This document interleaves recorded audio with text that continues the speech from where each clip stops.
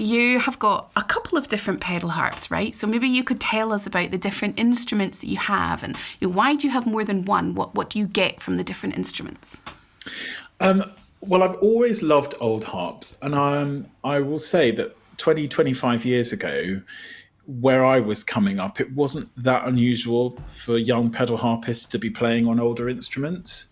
And my parents, not being made of money, they somehow managed to get the money together to buy me a very beautiful Grecian style harp, which was a bit sad because after about 30 seconds, I was way too big for it because I sort of grew overnight.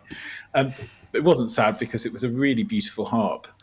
And then when I went to university, they were persuaded that they should trade it in for something larger, which was also old, by a maker called Morley. It was made in 1911. Long story short, it was necessity, but it kind of informed what I really like to hear on the harp, and the feeling that when you're playing on an older harp, it's this amazing, venerable thing. And harps, okay, they get a bit crotchety and bent and things go wrong, but the sound is so, so special.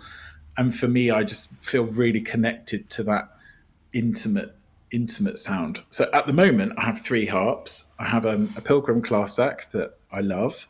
That was really my first harp. I still play on that quite a lot, but at the moment, one of my pupils is borrowing it. And I have an Erard harp in Gothic style that was made in Paris in about 1900, in 1902 to be exact. And I have my beautiful Camac Art Nouveau concert harp that I've had for just a couple of years. And much as I love the old harps, I was doing so much orchestral work in my 20s and early 30s. So I bought myself a slightly older but very good German harp by a maker called Obermeier. But actually I'm 6'4", or about 193, 194. And as I've got older, I just found that I was making myself smaller to try and play it, and it was hurting me. And so it was a beautiful harp, still is. And the way that happened was, as you know, I was at the World Harp Congress, and you're like a lamb to the slaughter when you turn up to these things. And I was playing some opera at the time, so my harp was in the pit. And so I got the train down to Cardiff, and I was looking at all these harps, and I've always loved Camacs. I've just, think I've just really loved the ethos behind Camac, and I thought they were beautiful instruments. And I've been fortunate enough to get to know Jacques Francois through my teacher, Gabriella. Anyway, and I had a concert, and I had no harp really to play on. So Camac very gallantly said, "Oh, we've got a harp that we could lend to you." And I was playing with my great friend Lauren Scott, and they lent a harp to Lauren, and they lent a harp to me, and we got to the end of the first piece, and we both looked at each other, and we were like, "Oh no!" So what I found was that it was taller, lighter on the shoulder. So for a person, it just physically, it was a real amazing moment of revelation for me to feel how actually playing the harp can feel. I think I'd never been truly comfortable up to that moment on a modern harp.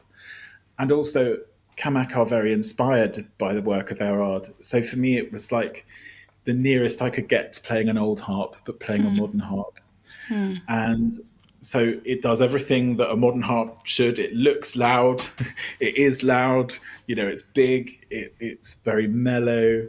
But it also has that sweetness, which is what I really love in the harp. I really love a sweet sound, a mellow tone. Because, modern all harps are beautiful, actually. But, modern harps, they're pretty big now, and they get bigger and bigger. And it's this largeness, this thing where it feels like it just has to be so massive and so, I don't know why I'm punching my hand, but, I like that intimacy around the sound. So I have an Erard that I play a lot of my solos on and do a lot of research on. And then I have my wonderful Camac that is my, go and play with big orchestras, but also play solo recitals on. So I'm very, very, very lucky.